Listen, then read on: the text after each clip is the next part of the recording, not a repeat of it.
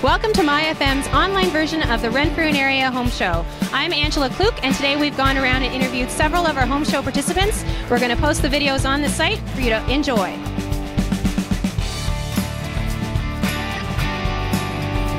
I'm here with Tom McMillan from T. Williams Plumbing and Heating, and what everyone knows about his business, that they do plumbing and heating, but what you might not know is that they have a secret that they sell, which is the soft tubs. Tom, can you tell us a little bit about the soft tubs? Yeah, soft tubs are made in Canada. They've been around since 1990, and I think what a lot of people don't know about soft tubs is they're very portable. Their motto is kind of plug and play, and that's basically true. What you do is fill them up with water. They plug into a regular 110 outlet, and you let them heat up and then enjoy. Also, they're very portable. You can move them around. If you had a cottage and you wanted to take them there in the summertime, you could drain them, throw them in the back of a half ton, and take them elsewhere.